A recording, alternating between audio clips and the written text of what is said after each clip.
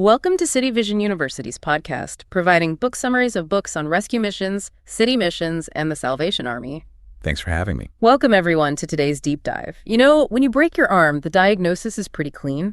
An x-ray shows the jagged line, the doctor points to the fracture, and, well, the path forward is really obvious. Right, you put a cast on it and wait. Exactly. But if you step into the extreme poverty of 19th-century London, the x-ray machine basically just shatters. Today, we are wading into some seriously muddy waters of urban decay, where the symptoms of societal collapse were just everywhere, but the root causes were deeply entangled in economics, geography, and just profound human despair. It really is the ultimate diagnostic challenge. I mean, when you are attempting to heal a rapidly industrializing city of millions of people, you quickly realize that poverty isn't just a single fracture. It's a compounding systemic failure. Yeah, and that is exactly what we are going to explore today. We are opening an extraordinary historical source. It's an 1881 book titled Our Veterans or Life Stories of the London City Mission by John Matthias Weylland. And it features a really fascinating introduction by Lord Shaftesbury. And Shaftesbury, just for context, was a massively prominent politician and social reformer of the era. Right. So I want you, the listener, to just erase the image you might have of 19th century London right now. Strip away the romanticized Victorian postcards, the quaint cobblestones, and, the cozy Dickensian fireplaces. Yeah, forget all that. Imagine the city exactly as it was described in this book by Lord Shaftesbury himself. He called it a stagnant pool, active only in its pestilential miasma. It is a really stark, almost visceral image, a stagnant pool. Because in the 19th century, the miasma theory of disease was still widely prevalent. That's the idea that illnesses were spread by foul air, right? Exactly. Toxic foul air. So when Shaftesbury uses that exact phrase, he is painting a picture of a society that isn't just passively failing. It is actively toxic to the people living within it. He's talking about an environment that literally poisons the mind, the body, and the spirit. Wow. So whether you are studying urban social work or whether you're just a history buff fascinated by the mechanics of the Victorian era, or even if you simply appreciate granular street-level accounts of human transformation, this deep dive is going to reveal the daily fight for the most marginalized people in society. Absolutely. And we are going to impartially report on the profound religious motivations and the intense street-level heroics detailed in this source. We aren't taking any political sides here. Our goal is to purely explore the text and convey the ideas contained in the original material. And what makes this so compelling is the historical paradox we're going to see. Right, because we are looking at how a single-minded, deeply spiritual mission inadvertently kickstarted some of the most massive social and political reforms in modern history. Yeah, and to understand that paradox, we really have to grasp the unique historical value of these specific records. Because these accounts, they weren't written by distant lords, right, nor were they compiled by detached academics sitting in ivory towers theorizing about the poor. These are the literal field notes of what Lord Shaftesbury called the special historian of the poor. The special historian of the poor. I love that title. It's so fitting because the men who wrote these accounts were breathing in that literal, metaphorical miasma every single day. So let's establish the broader landscape they were operating in. Lord Shaftesbury, writing his introduction in 1881, is looking back over a 50-year perspective. He notes that historical writers usually focus on the noisy and brilliant events on the surface of time. Like the wars, the royal successions, grand political treaties. Exactly. But he argues they completely ignore the social evils pressing daily and hourly on the laboring classes. Evils that, in his own words, cause deep immorality and profound discontent. And Shaftesbury makes a very sharp political observation here. He explicitly states that if authors and politicians actually looked at the situation with clear eyes, they would see that these unchecked evils would lead certainly to revolution. Revolution. So that is how close to the edge London actually was during this period. Oh, absolutely teetering on the edge. The city was overwhelmed by the sheer velocity of the Industrial Revolution. Millions of people were just pouring into the city looking for work, and the infrastructure was completely buckling. And there were philanthropic agencies at work, right? There were, but according to the text, they were just sinking down in despair. The obstacles are way too enormous, and frankly, the establishment was largely ignorant of how to actually fix the literal mechanics of poverty. And that massive void of practical knowledge is exactly where the London City Mission steps in. They come in with what the book describes as their aggressive system. Now, I feel like we need to clarify that because the word aggressive in our modern context, it carries a connotation of hostility, right? Yeah, it sounds confrontational today. But here, it meant something entirely different. It meant proactive, relentless pursuit. They didn't just build a church and wait for the impoverished to wander in. They went into the very heart of the decay. Right.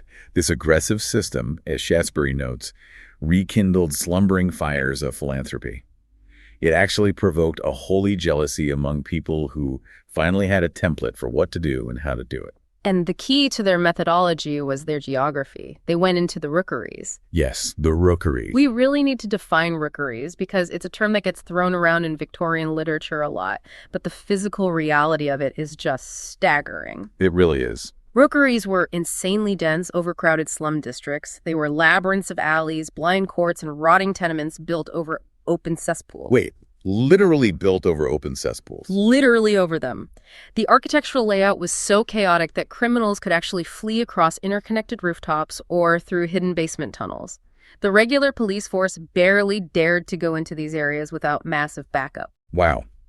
Which perfectly explains why the missionaries became the ultimate source of truth for researchers and politicians. Parliament simply didn't have the apparatus to understand these areas. Because they couldn't even get inside safely. Exactly. There was no modern census bureau, no localized social workers, no systemic data collection in the slums at all. Lord Shaftesbury says that in all difficulties of research, his very first resource was the city missionaries, because their inquiry was zealous, immediate, ample, and most importantly, trustworthy. Because they were the only outsiders consistently allowed inside. That's wild. The text notes there was a grave necessity to support the 38 veteran missionaries who had survived this grueling work. And survived is not hyperbole there. Not at all. The author's preface documents that many of their compeers had actually died. They died from contagious diseases like cholera and typhus contracted while visiting these pestilent neighborhoods, or they were killed by violence from the desperate people living there. It was incredibly dangerous. But the survivors, through their relentless daily visitation, managed to map what the text calls the lapsed masses. Lapsed masses. That's a really heavily loaded sociological term from the era. It refers to the people completely forgotten, abandoned, or alienated by civil society and the established church. And the scale of this abandonment was vast. The preface states that 800,000 poor children in London alone were helped through the ragged schools and associated efforts sparked by this work. 800,000. Just let that number sink in. 800,000 homeless, impoverished, or entirely unsupervised children. It's a number that just breaks the mind. But what fascinates me here is the unintended mechanism of social change. By bringing the light of investigation into these blind alleys, they essentially shamed and alarmed the public and Parliament into action. Yeah, they forced them to look at it. Right. The book explicitly states that their religious investigation directly led to massive structural reforms. Things like the regulation of common lodging houses, the early regulations on the sale of intoxicating liquors, and general education plans. It raises such a crucial question about the separation of intention and outcome. The source text is very clear on this. While they aided social reform, the missionaries themselves remained entirely single-minded. What do you mean by single-minded? Well, the text says they prosecuted their high calling in the obscurity of rookeries and moral wastes. They were not political lobbyists. They were not drafting legislation in Westminster. Their obsession was purely theological, the spiritual salvation of the individual. Ah, I see. It's like they were sent in to do spiritual triage on a battlefield. But simply by keeping a meticulous ledger of where the bodies were falling and what diseases were taking them, they accidentally drew the blueprints for the first modern public health and housing regulations. That's a great analogy. The state and political figures like Shaftesbury, they took that raw, granular data and handled the systemic reforms themselves. They mapped the darkness, and the politicians used that map to build the streetlights. It was a highly effective, if completely unintentional, division of labor. But to truly understand the data they were collecting, we really have to look past the macro view of London's decay and zoom in on the micro level. Right, the individual stories. Yes. The text provides a deeply personal narrative to illustrate exactly who these men were and the profound credibility that their direct, lived experience gave them. So the book introduces us to a man described as a hopeless thief. He is sitting on a barge on the River Thames at night. He is in a state of absolute despair, actively contemplating suicide. And we have to understand what the Thames was in the mid-19th century. Yeah, it was not a clean, tourist-friendly waterway. Definitely not. It was the industrial artery of the British Empire, but it was also London's open sewer. During the summer, the stench was so toxic it would literally drive Parliament out of their buildings. It was dark, it was foul, and this man is sitting there, utterly defeated by his own criminality and poverty, preparing to drown himself right in it. But then, across the water, or maybe drifting down from the alleys of Blinkis Court, he hears singing. Specifically, he catches the lyrics to a famous hymn written by William Cowper. There is a fountain filled with blood. And for a man in that specific moment of suicidal ideation, sitting over a literal river of filth, hearing words about a fountain of cleansing was the exact psychological and spiritual intervention he needed. The text notes that earlier in the day, someone had actually invited him to a mission meeting, and it suddenly flashes back to his mind. He murmurs to himself, "A fellow must be somewhere, so I'll go and hear if anything is going on about being helped out of our troubles." So he actually gets up. Yeah, he leaves the river, navigates the dark streets, and approaches the mission room.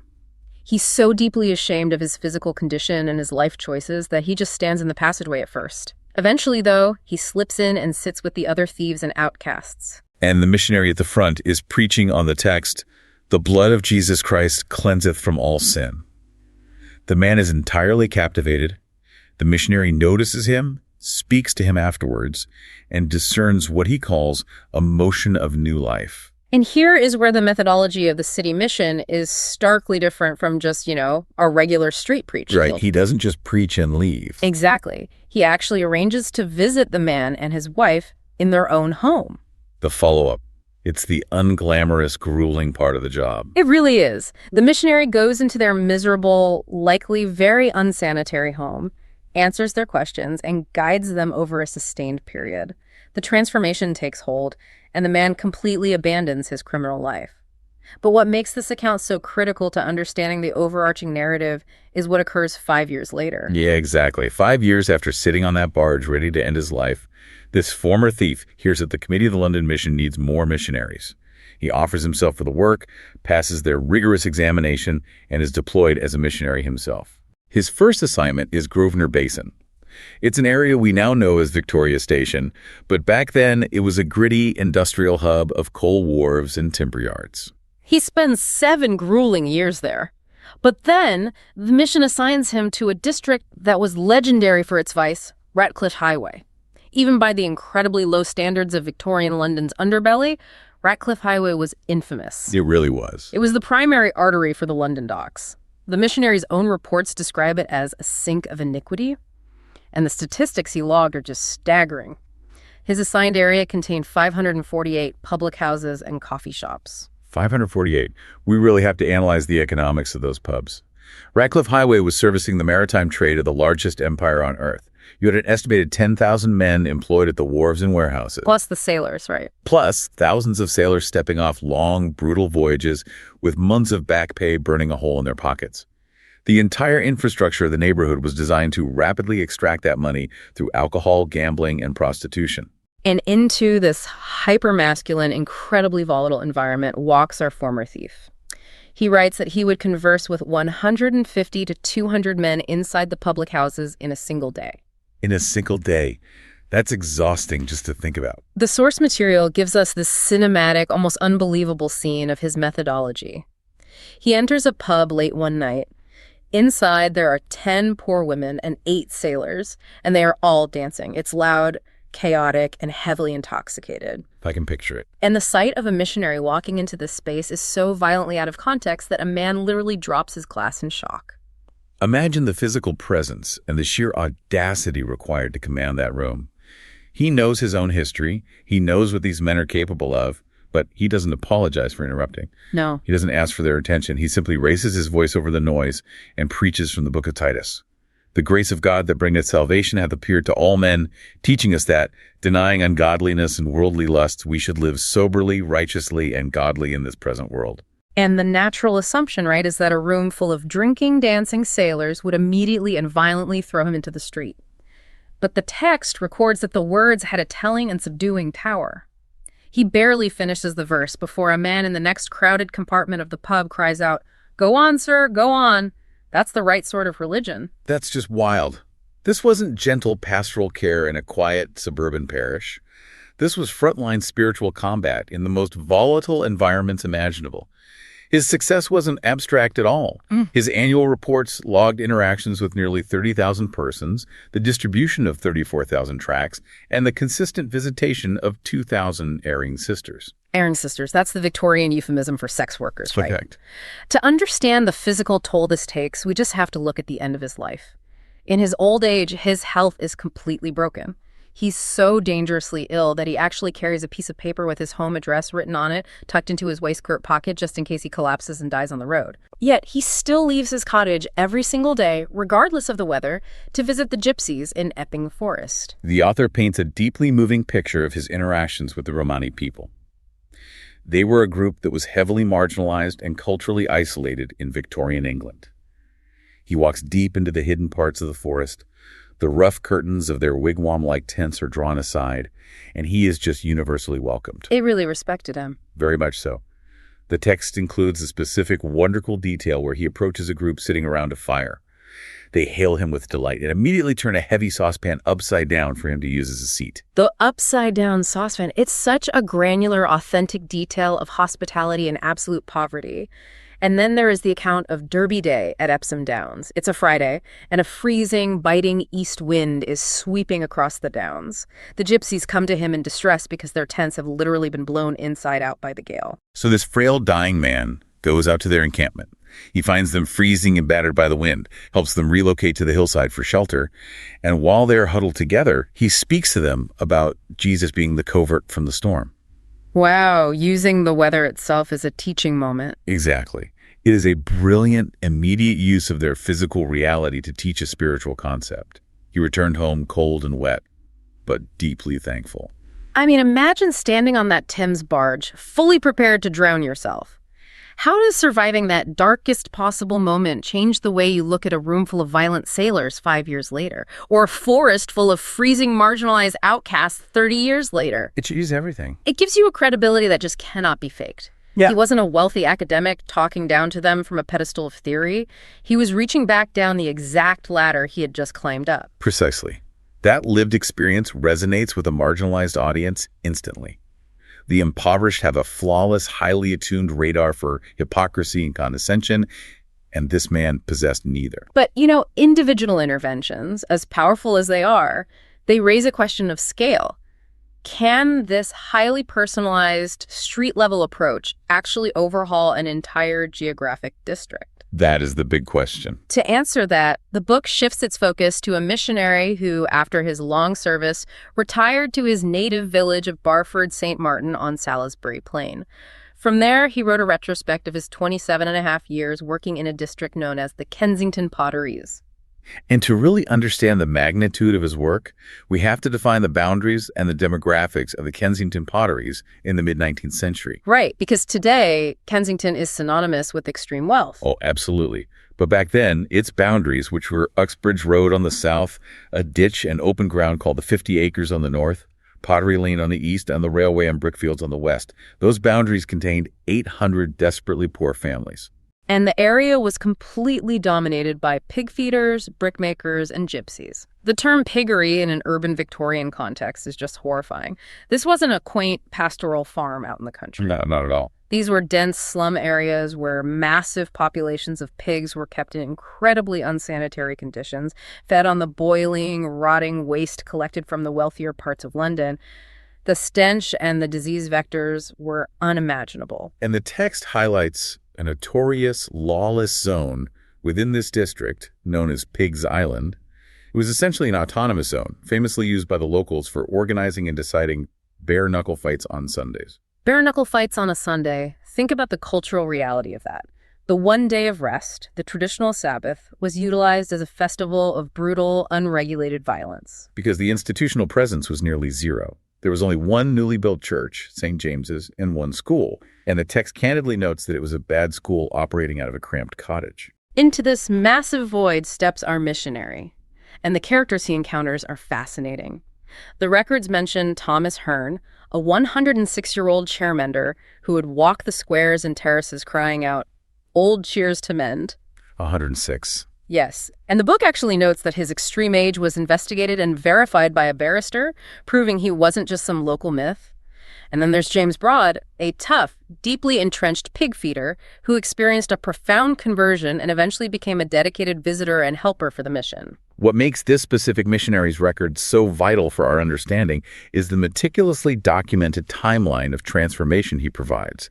This isn't just a collection of uplifting anecdotes. It is a chronological record of deep sociological change. So let's look at the mechanics of that change.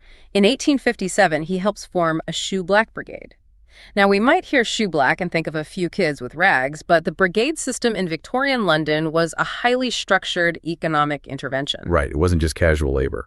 Exactly. It gave employed structure, uniforms, and enforced savings plans to local boys who would otherwise just be drawn into petty street crime.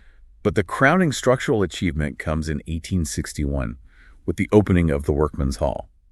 And the text explicitly states this was the very first public house without drink. We really need to pause and unpack the logistics of this. Because in 1861, the pub was not just a place to get drunk. It was the absolute, undisputed center of working-class social and economic life. It really was the hub of everything. It was often the only place to get warm.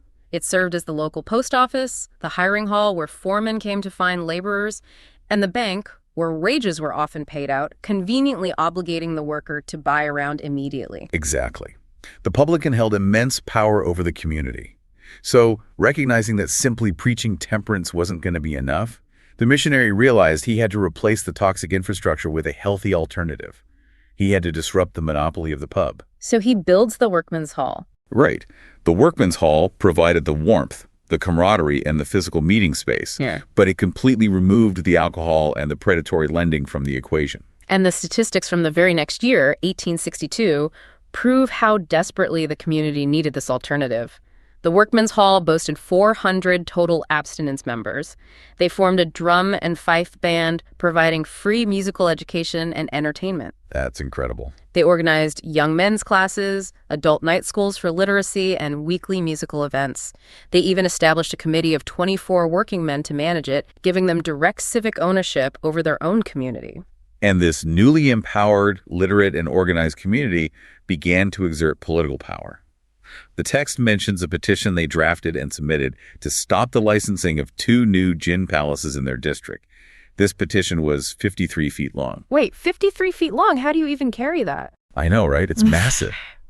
And navigating the Victorian legal system to oppose wealthy publicans and brewers required immense coordination and legal understanding, which they had developed directly through the hall. I often wonder about the sheer logistics of one man's output here. In his retrospect, he notes his lifetime distribution was 100,165 Bibles and books. How does one man physically fund, acquire, transport, and distribute over 100,000 heavy-bound books in a district of muddy brick fields and piggeries? It represents a lifetime of relentless, daily, grueling physical labor. He was essentially the logistical supply chain for an entire neighborhood's literacy and spiritual education. I mean, he started in an area famous for Sunday brawls on Pigs Island, and by the time he retired, the civic landscape was unrecognizable. It was anchored by tabernacles, massive temperance societies, and educated, politically active working men. So transforming a geographic neighborhood like the Potteries is one thing. But London's underbelly wasn't just divided by streets and ditches, right? It was fractured by highly isolated micro-professions. If you only looked at geography, you completely missed the people whose entire existence was defined by their hyper-specific labor. And this is where we see the London City Mission demonstrating incredible strategic flexibility. They recognized that a geographic approach was basically useless for nomadic or deeply institutionalized subcultures. So they developed what we might call niche missions. A perfect example of this is Charles J. Hilder, the police missionary. Hilder's story is remarkable. Here is an 84-year-old veteran who dedicated 42 years of his life working exclusively with the city police. But let's question the premise for a moment. Why would the police need a missionary? The police were the authority. Because the early Victorian police force, the peelers as they were called, they were often viewed with intense suspicion, sometimes even hatred, by the working classes. They were frequently seen as an occupying army in the slums. Ah, I see. The men serving in the police were subjected to immense psychological strain, physical violence, grueling shift work, and profound social isolation. They couldn't just attend a normal Sunday service. So Hilder adapts to their reality. He creates what he called a shifting library. Because the officers worked rotating shifts across different precincts, Hilder would literally walk from station to station, changing out books at the mess rooms. A shifting library. Yeah. He'd start the morning carrying 12 or 15 books, and by the end of the day, he'd swapped them all out across the city's network. It was a brilliantly simple, highly effective logistical system to maintain engagement. But his role went far deeper than just being a traveling librarian. He became an embedded, implicitly trusted chaplain to the force. He visited the police hospital, sitting with men who had been brutally injured in the line of duty. He visited Newgate Jail. The text notes how the officers viewed him as a religious guide and a true friend in adversity. And didn't the text say something about when he got sick? Yes, when he fell ill, the anxiety and sympathy from the entire police force proved how deeply integrated he was into their brotherhood. From the rigid order of the police, the book shifts to one of the most surreal, dystopian subcultures in all of London, the dust sifters, or as they were ironically dubbed, the London Fairies. The fairies in Paddington. To understand them, we really have to look at the Victorian waste economy. London produced mountains of refuse, and absolutely nothing was wasted.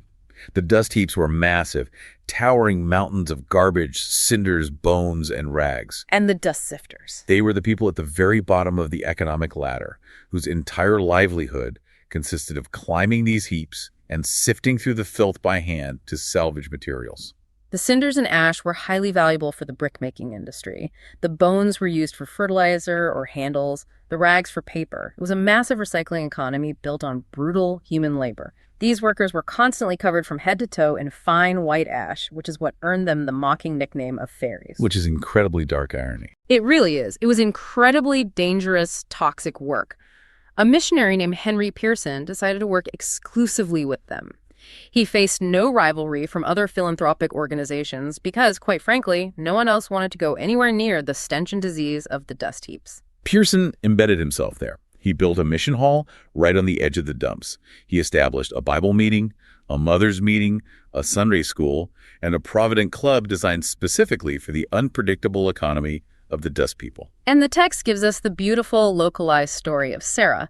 She was a dust sifter who suffered a broken leg. In the Victorian gig economy, a broken leg for a manual laborer who climbs garbage mountains was a death sentence. It meant instant starvation.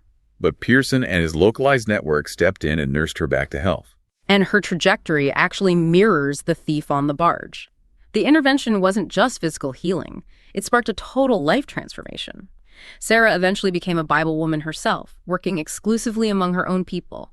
She dedicated her life to nursing sick neighbors and teaching, completely shifting her identity from the lowest possible physical caste to a respected, vital spiritual leader within the dust heaps. We see a similar organic adaptation with John Taylor and his wife Anne.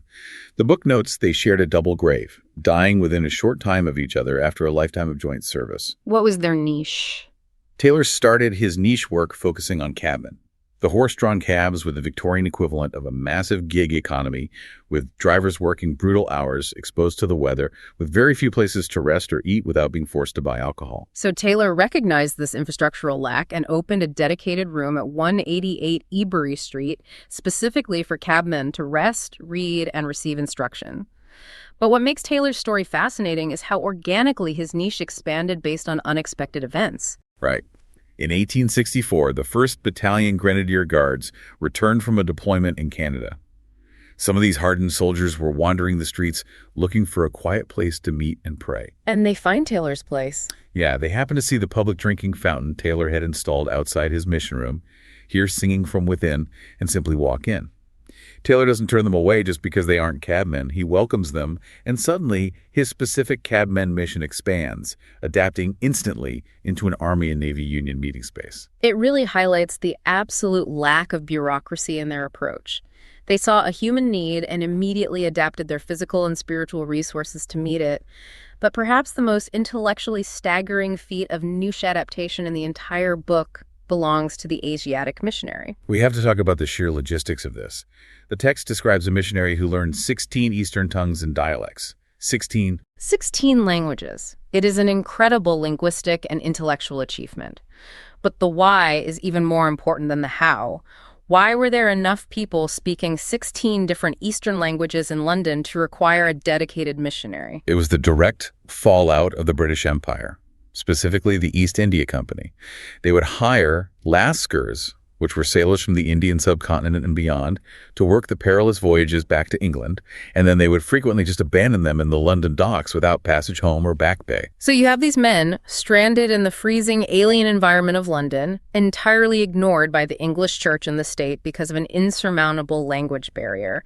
This missionary recognized that profound isolation. Yes, he spent his life mastering languages like Hindustani, Bengali, and others, specifically to speak to sailors and visitors from places like Jagannath, offering them the gospel, and likely practical guidance in the only languages they understood. It is the absolute antithesis of a one-size-fits-all institutional approach. They didn't just stand on a soapbox and yell English theology at starving Bengali sailors. They did the exhausting, years-long intellectual labor of learning the language, understanding the cultural isolation, and tailoring their approach to the specific, immediate reality of that micro-community. It's incredible. So we've been looking at honest labor, however grueling or strange it might seem to us today, like the dust sifters, the cabmen, the sailors. But there was an entire economy running parallel to this, operating completely in the shadows. The deep dive must now shift to the most physically dangerous, high-stakes work described in the text, and that is the direct confrontation and reformation of the criminal underclass. We are introduced to Missionary Jackson, a man who dedicated a 40-year career to engaging with the criminal classes. His methodology was incredibly bold. He didn't just preach at them in the streets where they could easily walk away or, turn violent. He literally invited known thieves into his own home for weekly meetings to consult with them on how they could escape their lifestyle. Which culminates in a spectacular, almost unbelievable set piece in the book. Jackson orchestrates a gathering where Lord Ashley, the Earl of Shaftesbury, one of the most powerful men in the country, comes to Jackson's small house to meet face-to-face with 207 known active thieves. Just try to picture the sheer tension in that room. A wealthy British lord, representing the very pinnacle of the establishment they preyed upon, sitting in a confined space packed with over 200 desperate criminals. And Jackson is right in the middle of it. Jackson acts as the mediator. He sets the ground rules, outlining 4 reasons for the meeting, culminating in a stated desire to help them find honest labor. Lord Ashley gives a kind, earnest speech offering his assistance. But the tension breaks when the harsh reality of their lives intersects with the Lord's good intentions.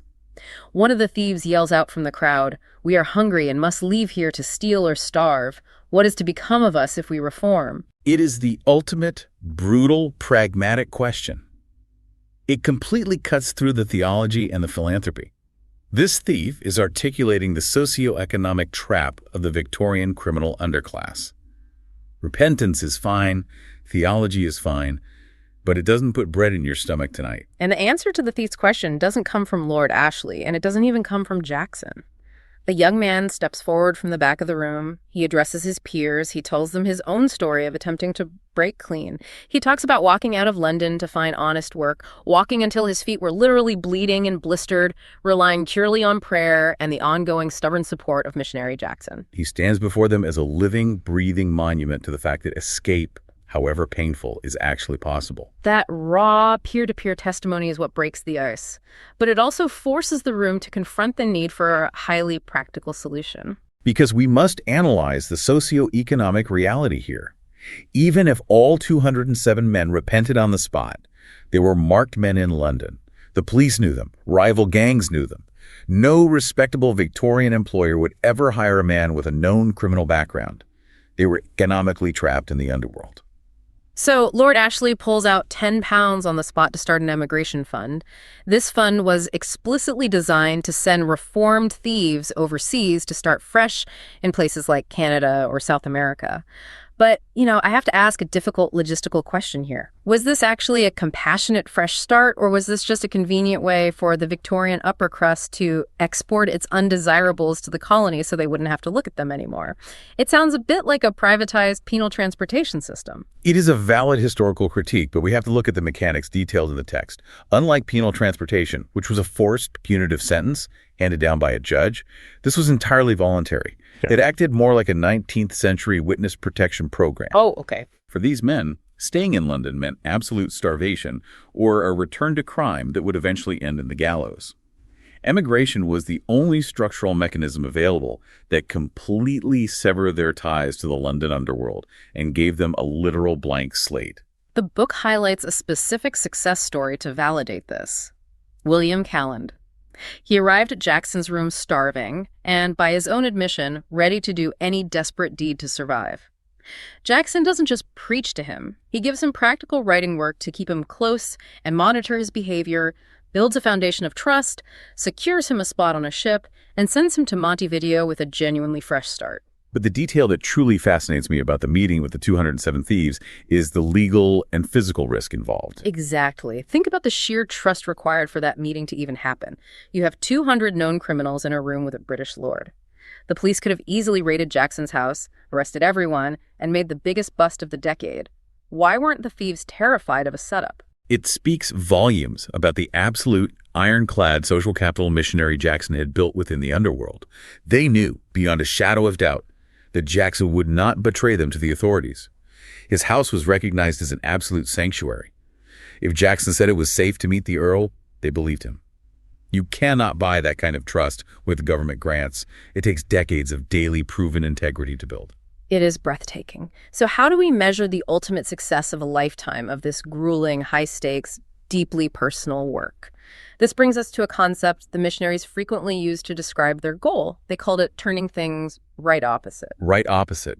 It is a beautiful, highly colloquial Victorian way of describing total radical transformation. It means taking a situation of darkness, squalor, or despair and flipping its polarity entirely to light, order, and hope. The book provides several poignant anecdotes across different sectors of society to illustrate this metric. Let's start with the gasworks men. The missionary approaches a group of blackened, intensely perspiring men at the local gasworks. We have to remember how vital gaslighting was to Victorian London. It extended working hours, changed crime patterns, and literally lit the streets. And these men are deeply arrogant about their role. One of them aggressively tells the missionary, "We make the light. What would you be without it in the streets, houses, and even your churches?"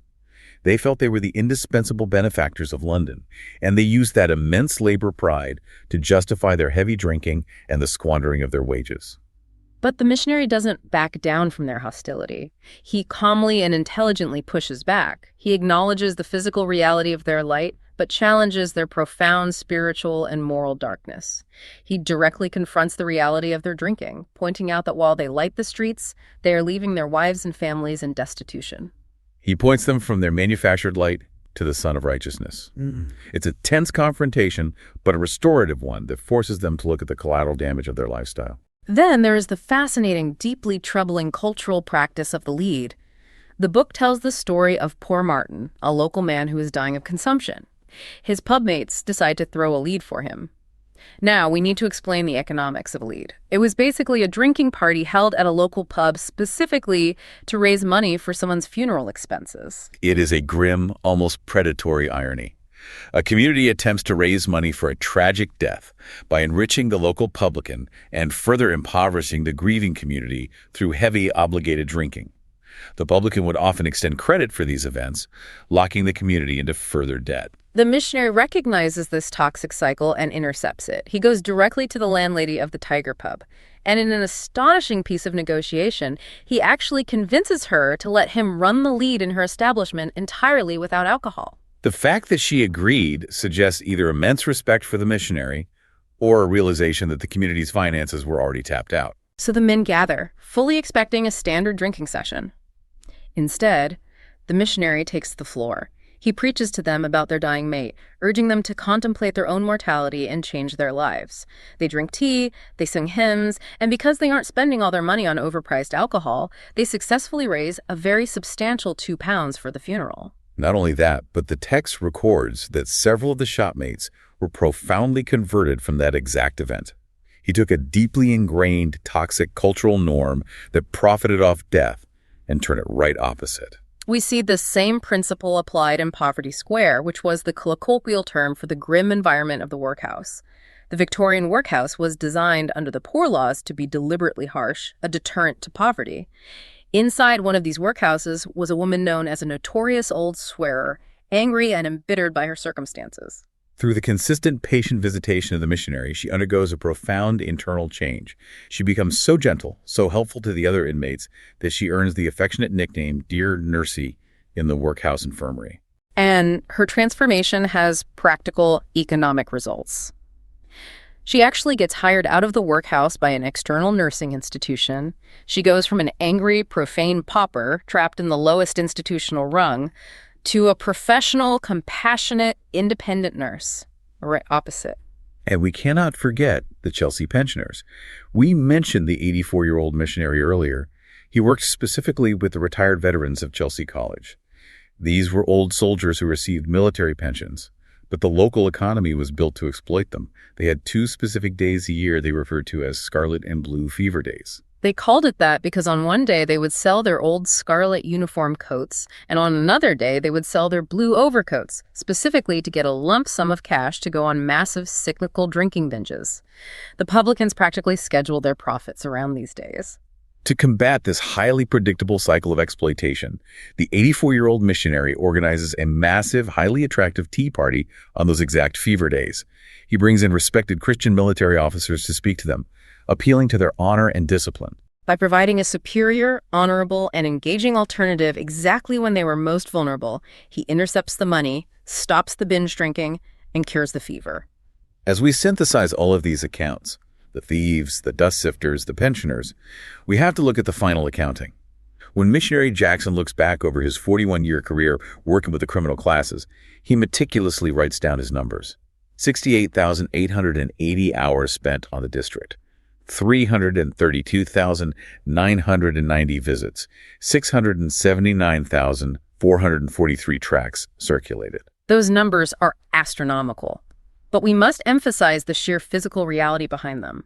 These numbers represent exhausting daily labor. This was decades of climbing dark, rotting staircases, inhaling the literal miasma of open sewers, facing constant threats of physical violence, and enduring the immense emotional toll of witnessing relentless generational suffering. But as the entirety of the text implies, the true metric of their success wasn't the hours logged on a spreadsheet or the sheer tonnage of books handed out. No. The true metric was the invisible, entirely unquantifiable transformation of the human heart.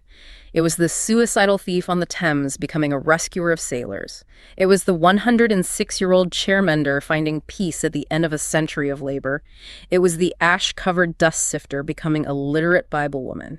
It was taking the absolute worst squalor, despair, and violence of Victorian London and, life by life, turning it right opposite. They proved that profound transformation is possible, even in the most seemingly hopeless, structurally broken environments, provided you have the absolute grit to actually go into the darkness and stay there. Which brings us to the core legacy of these veterans. As we wrap up this deep dive, I want to connect this historical reality to the world we navigate today. We live in an era of massive technological and institutional leverage. We have social media campaigns that can reach millions in seconds. We have massive government grants, global NGOs, and widespread fame and recognition for social activists. Yeah, we have all the tools. Right. But these Victorian missionaries had absolutely none of that. They had an umbrella to block the rain, a pocket Bible, a pair of worn-out boots, and a map of alleys no one else would walk down. They went into the darkest, smelliest, most dangerous corners of London purely out of a sense of divine love and an unwavering sense of duty. They weren't looking for political credit, they were looking for souls. And that leaves us with a profound, perhaps provocative historical thought to mull over. In our modern era, we almost exclusively try to solve societal issues from the top down. We put our absolute faith in massive legislation, sweeping economic policies, and endless, highly publicized political debates. But the accounts of the London City missionaries prove that the most radical, lasting, and structurally sound transformations often happen from the bottom up. From the ground level. Exactly. It happens one intense conversation in a noisy pub, one visit to a toxic dust heap, one cup of tea with an old soldier at a time. It makes you wonder, in our relentless rush to fix the abstract system, have we lost the gritty art of simply walking into the rookeries of our own communities and actually looking our neighbors in the eye? The systemic X-ray machine might still be broken, but perhaps the cure isn't always waiting for a better machine. Perhaps the cure is just having the courage to show up in the muddy waters and do the work. Thank you so much for joining us for this deep dive into the lives of the veterans. We'll catch you next time.